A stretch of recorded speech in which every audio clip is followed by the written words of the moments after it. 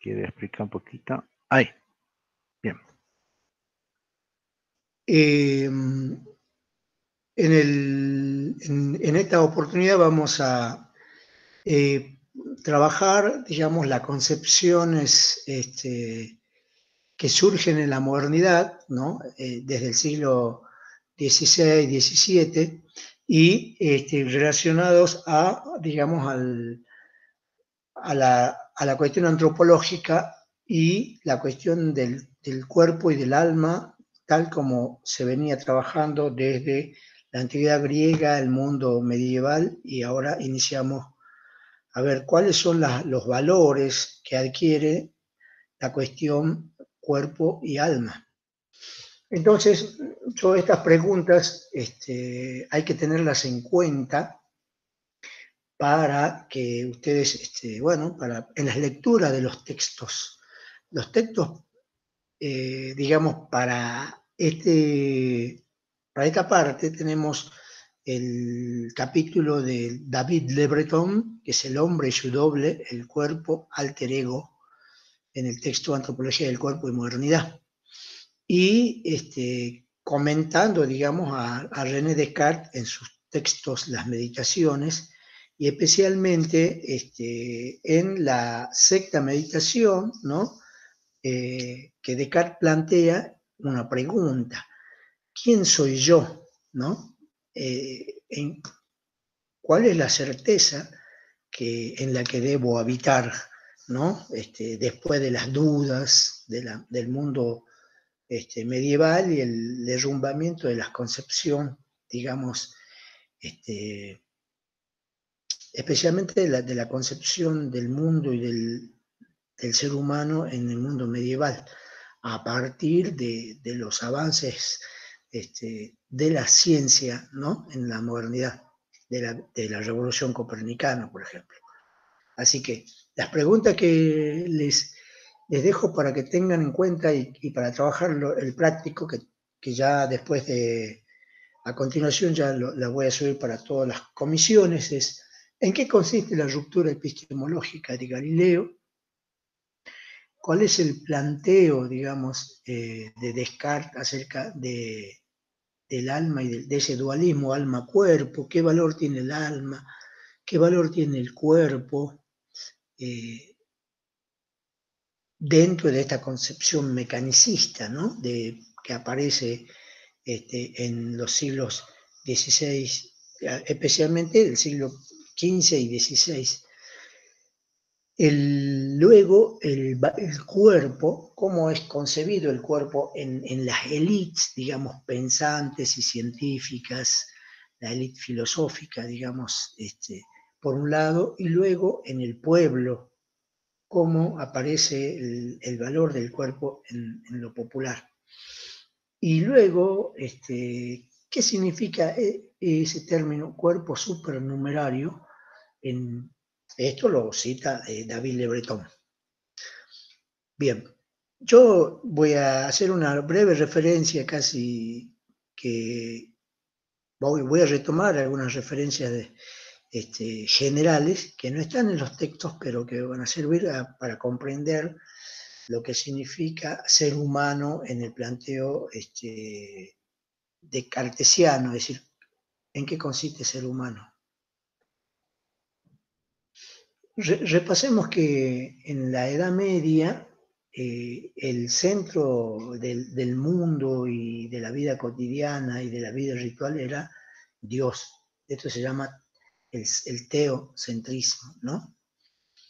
Y el espíritu era muy importante, y también la noción, digamos, que la Tierra es el centro del universo.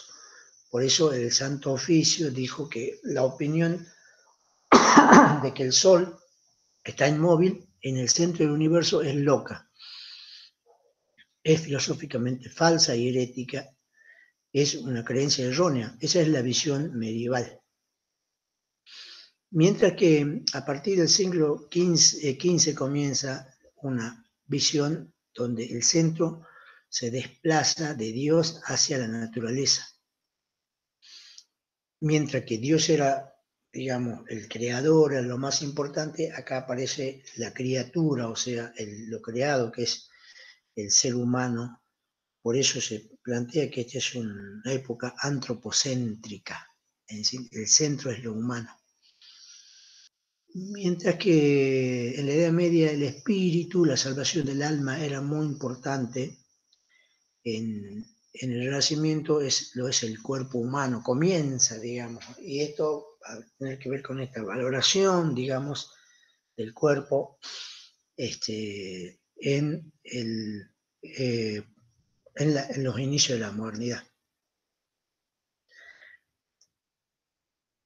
Esta es como una escena, digamos, ¿no? del mundo medieval. En esta época naciente de la modernidad, yo di un ejemplo de cómo las concepciones del carnaval, ya que estamos, digamos, en este tiempo,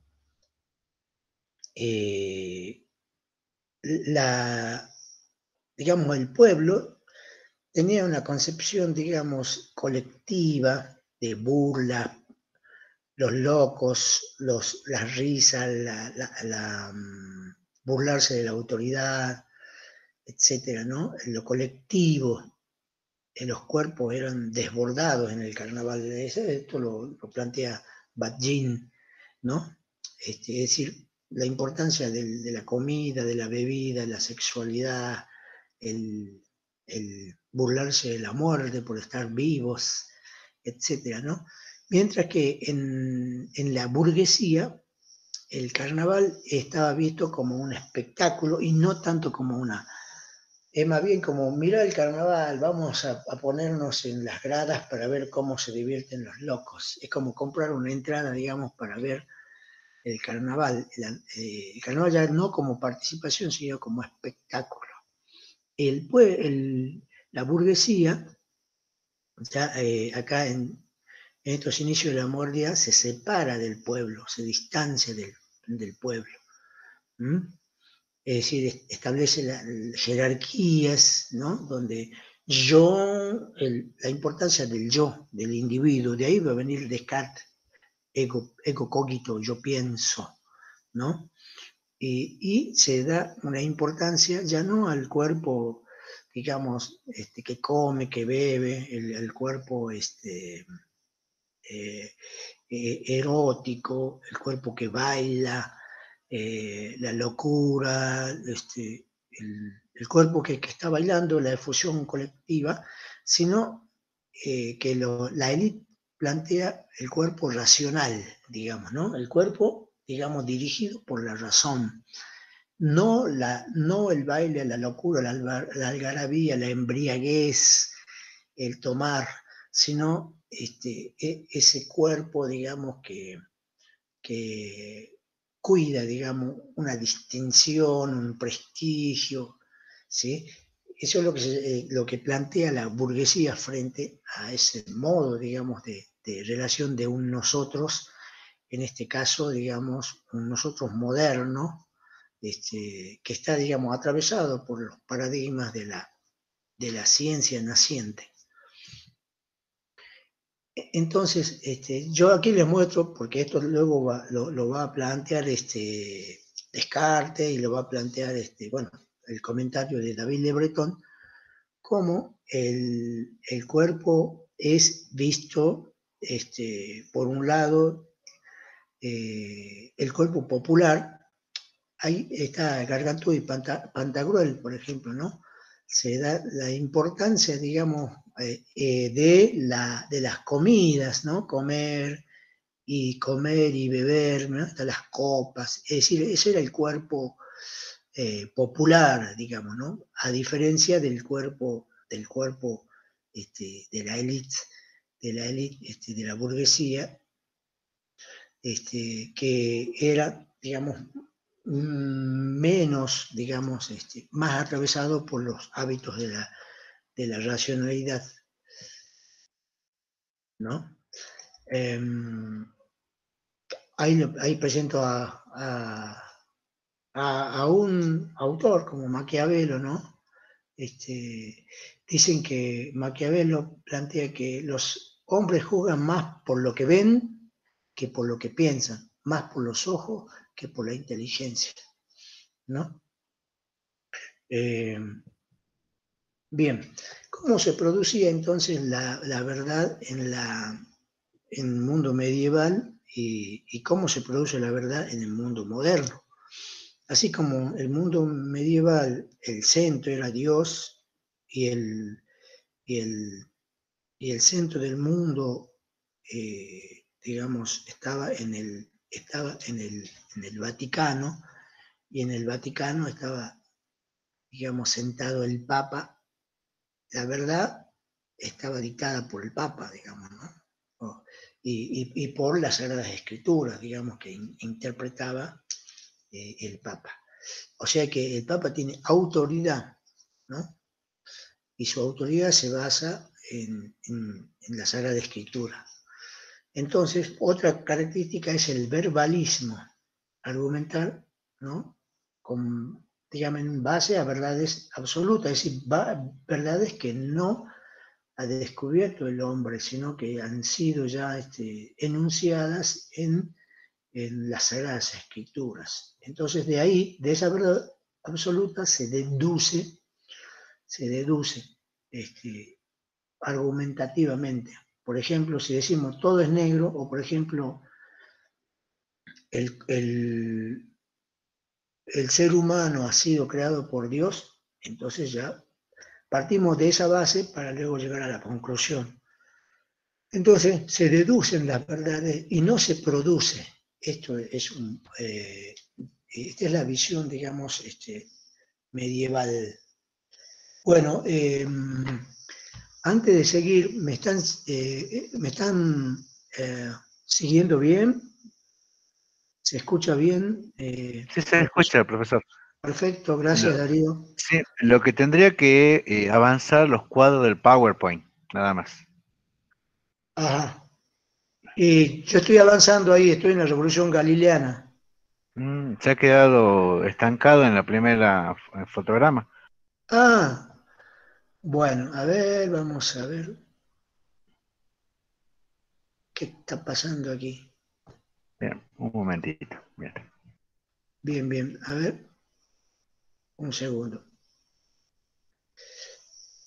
A ver, vamos a ver. Ahí Ahora me, sí. está- ahí me están viendo. Sí.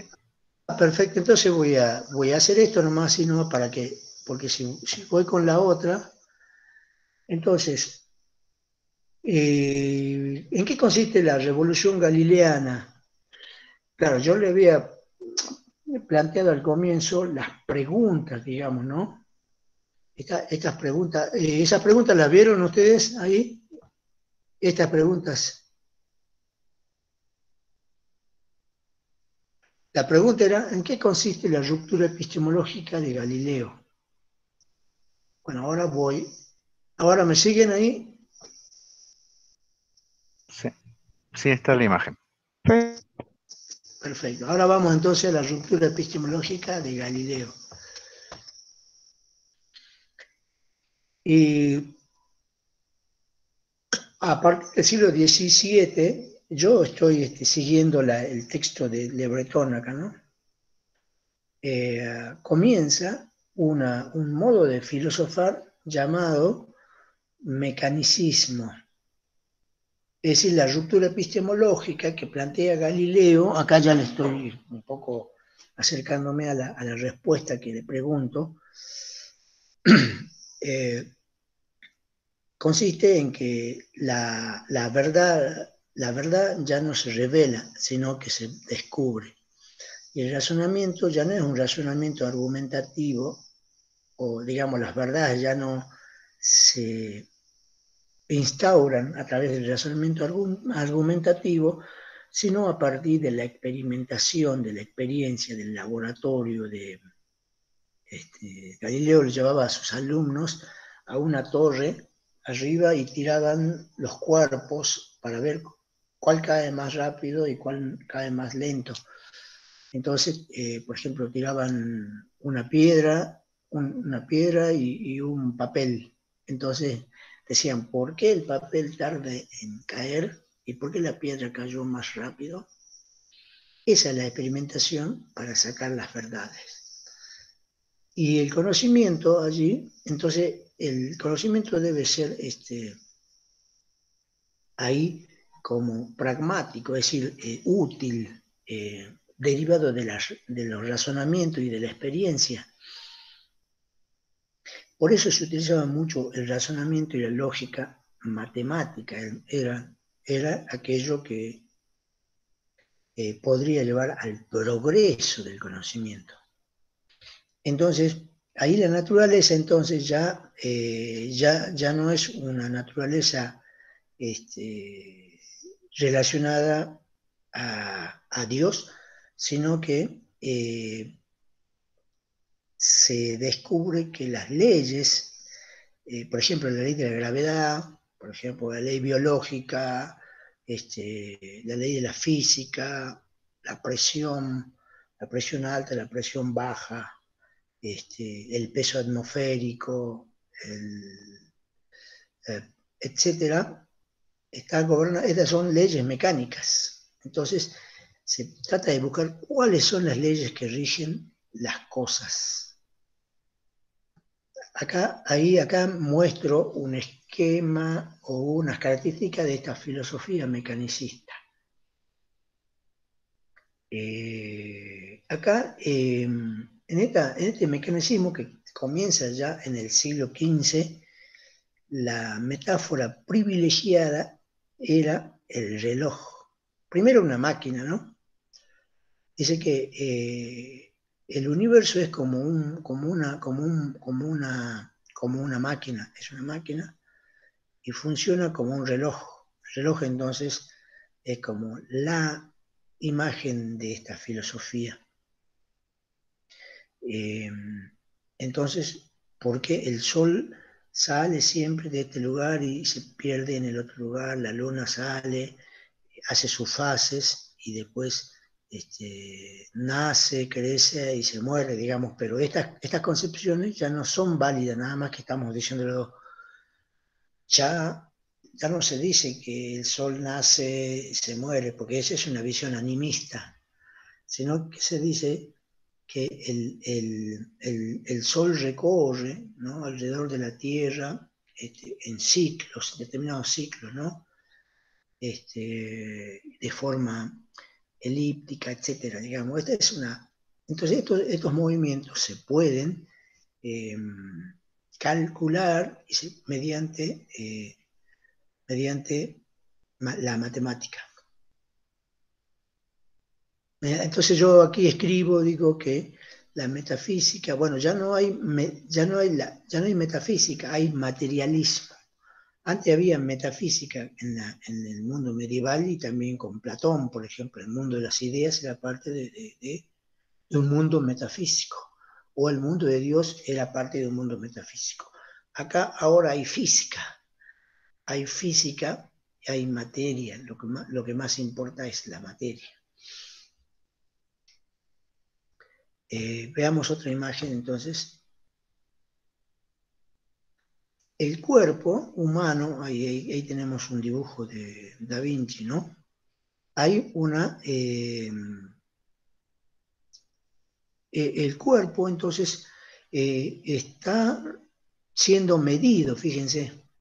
El cuerpo se lo mide también, pero luego Descartes, por ejemplo, que el cuerpo no es perfecto. El cuerpo es irracional, como veíamos ahí en los carnavales. Es irracional porque está movido por pasiones y también en la mayoría de los casos el cuerpo no lleva o no es un confiable porque es improductivo. Por eso es fuente de sospechas. Al ser esta característica de irracionalidad, improductibilidad pasional, etc., a esto se lo va a llamar el cuerpo supernumerario. Es decir, que como que no cumple una función constante y matemática, digamos, pero aunque se lo trata de disciplinar. ¿sí? A través de la medición. Esto va a tener que ver con el origen ya luego del trabajo, ¿no? Y luego más adelante todos los modelos productivos que tratan de maximizar la eficacia productiva del cuerpo y eliminar las irracionalidades, los tiempos muertos, las pasiones, las diversiones, los carnavales, porque el ser humano, dicen los modernos, dilapida su energía de manera no productiva. Entonces el cuerpo se busca disciplinarlo. Desde la visión moderna, ¿no? Porque como veíamos al comienzo, Bajin mostraba la carnavalización de la sociedad del cuerpo, donde había mucha dilapidación de la energía que no era productiva. En el fondo lo que querían las élites gobernantes querían que el cuerpo sea productivo para la élite, digamos, ¿no? Es decir, esto implica el origen ya entonces del capitalismo. Entonces las clases eruditas, digamos, y la burguesía, plantean que el cuerpo es una fuerte sospecha y que el espíritu, el alma, es la única que garantiza, ¿no?, una condición humana.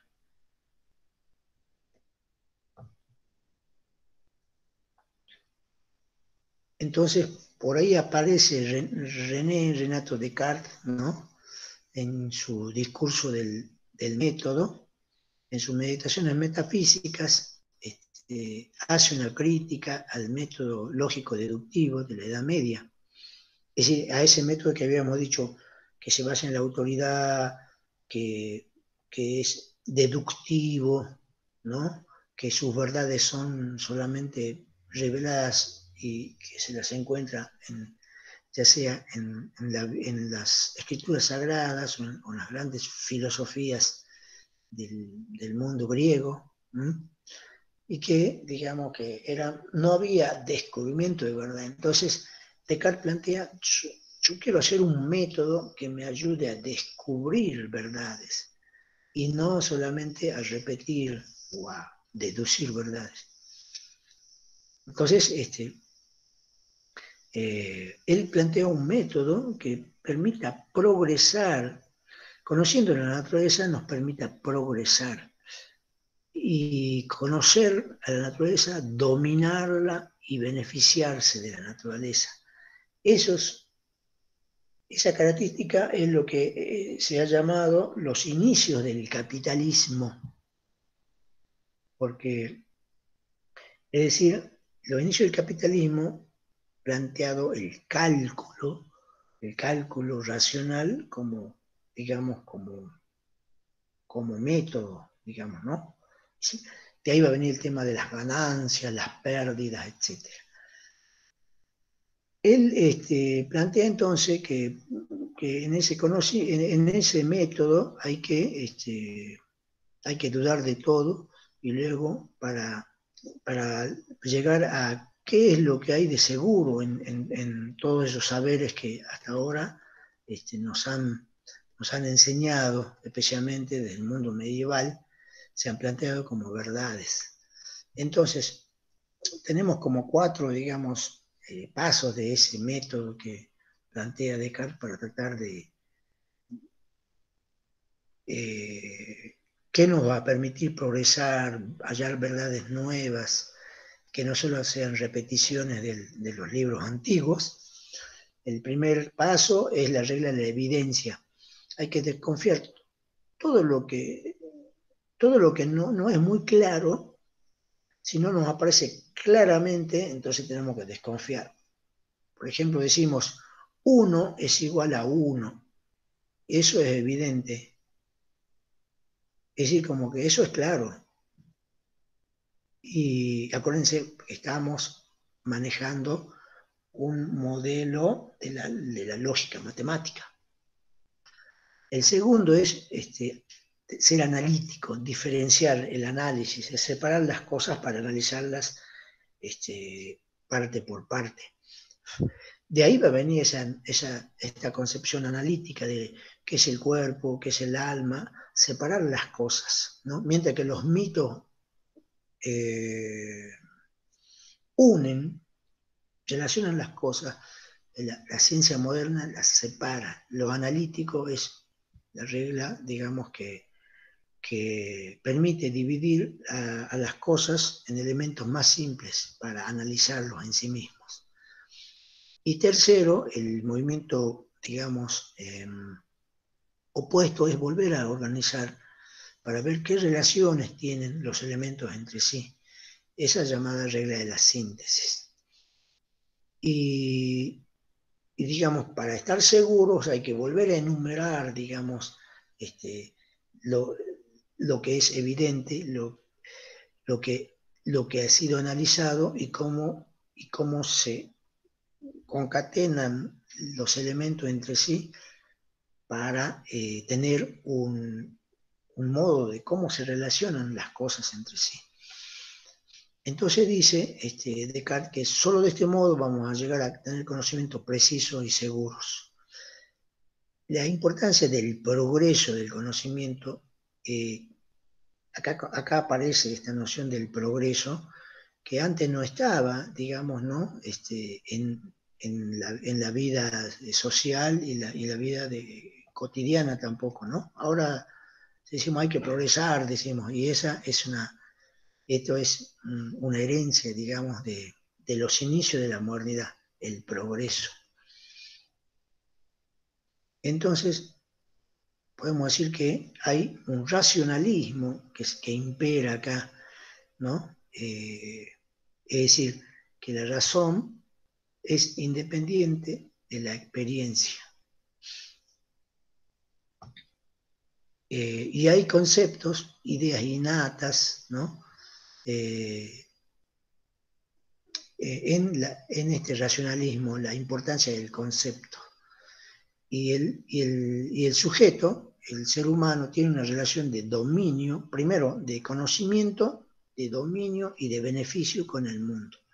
Se conoce para dominar y beneficiarse. Entonces, vamos a ver entonces cómo esto, y finalmente tenía que ver con el tema del cuerpo, ¿no?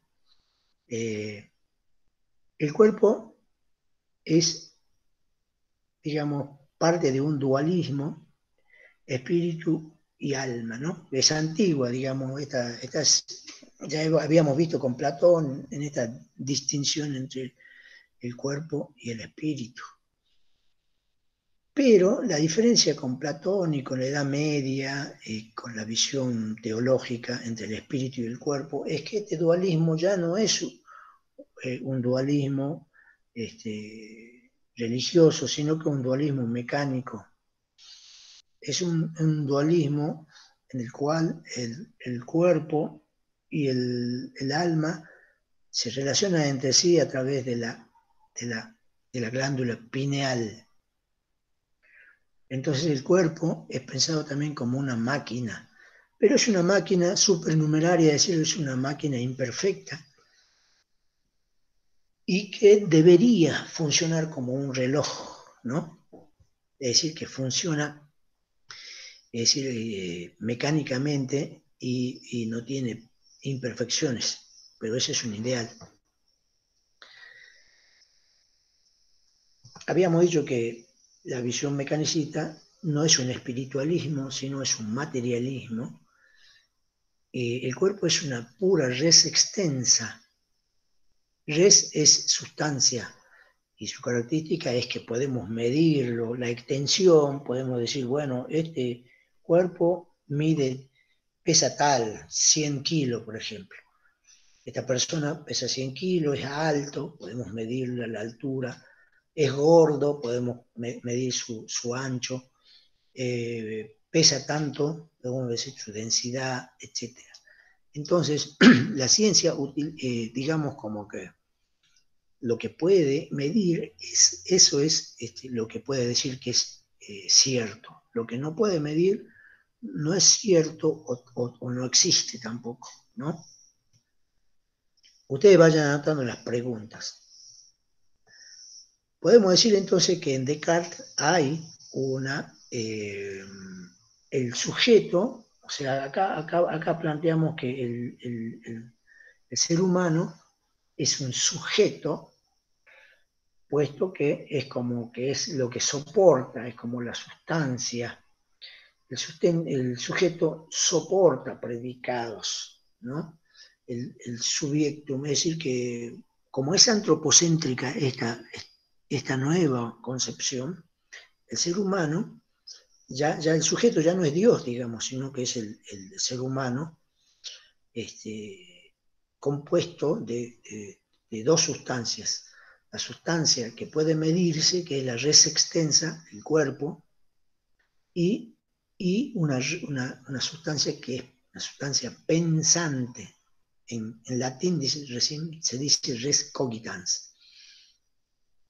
Y el cuerpo comparte con el mundo esa extensión, esa materialidad, por eso podemos tocar las cosas, digamos, podemos tocar el cuerpo también. Puede ser medido y calculado. Es decir, el cuerpo puede ser medido y calculado, puede ser pensado matemáticamente. Esta noción del cálculo, de la medición, tiene que ver entonces con los inicios del capitalismo. El mundo puede ser calculado, medido, y sus recursos pueden ser explotados, ¿sí? Científicamente, técnicamente. Entonces, ¿qué diferencia entre el cuerpo y el alma? El alma tiene una característica fundamental, que es el pensar, es el cogitare, el, el calcular, el imaginar, el dudar. Mientras que con el cuerpo llenamos un espacio, podemos tocar, podemos ser vistos, puede ser oído, puede ser gustado, puede ser olfateado, el cuerpo se mueve. Entonces, el ser humano es una dualidad de alma, res pensante, y cuerpo, res extensa. Finalmente, Descartes dice, el cuerpo es una máquina compuesta de huesos y de carne, ¿no? Qué interesante definición. Y bueno, acá esto no está en los textos, pero les comento solamente, plantear entonces cómo ese cuerpo se busca luego ser racionalizado, ¿no? Por ejemplo, acá tenemos, este es un panóptico, una cárcel donde el cuerpo, acá hay un sujeto que está arrodillado y mirando al vigilante, porque está siendo disciplinado, posiblemente sea un artesano, alguien, si está en un panóptico es que está disciplinado, estos cuerpos están siendo construidos como sujetos dóciles para el trabajo, para que sean sujetos productivos, ¿no?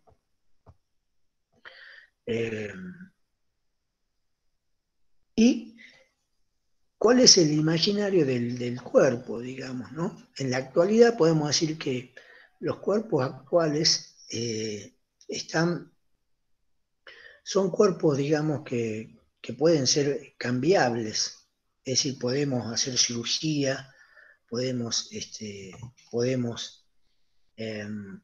hacer la estética, Es decir, que los cuerpos en la actualidad tienen como dos grandes, digamos, esquemas por un lado es un cuerpo que debe ser erótico, un cuerpo deseable, por eso el fitness, la gimnasia, la zumba, todos modos de cómo los cuerpos en la actualidad tienen que usar la estética. Y el otro esquema es que los cuerpos tienen que ser también como máquinas, es decir, cuerpos útiles o son cuerpos, digamos, performativos en el sentido de que, así como están atravesados por la estética, están atravesados por la eficacia, ¿no? Por ejemplo, acá tenemos una secretaria, ¿no? Evidentemente, bueno, es estéticamente cuidada, pero también tiene que tener como el valor productivo de la eficacia. Por ejemplo, acá tenemos un futbolista, ¿no? Que está atravesado por los productos, digamos, de la estética de la industria, del deporte, es decir, atravesado por los valores del capitalismo, pero también eh, tiene su cuerpo es performativo en el sentido de que la eficacia de hacer goles, por ejemplo, es igualmente es valorada, digamos, por la industria deportiva. Eso es lo que está pasando, podemos decir hoy, como que dice Le Breton, en las concepciones actuales del cuerpo, ¿no? Es decir, el cuerpo socio, fuerte pero elegante, o elegante pero fuerte, performance y erotismo, ¿no? Y los cuerpos son cambiables, la mujer, por ejemplo, aparece como una mujer con las características del varón, y el hombre también se propone, se plantea que el hombre también tenga características que digamos, antimachistas, por ejemplo, ¿no? Entonces, es un cuerpo que está despreciado por la tecnociencia, dice David Le Breton, y el cuerpo que está mimado por la sociedad de consumo, ¿no? Y para Le Breton, el cuerpo sigue siendo un cuerpo, digamos, en el cual se lo mima, se lo cuida, pero pero que también es el cuerpo socio. Muy bien, hasta acá llegó entonces la exposición acerca de la relación cuerpo y alma en la concepción moderna. ¿Alguna pregunta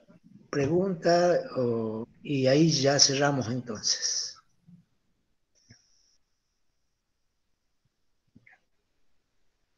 ¿Hay algún chat por ahí? Bueno, Darío, hasta acá nomás grabamos y ahí Sí,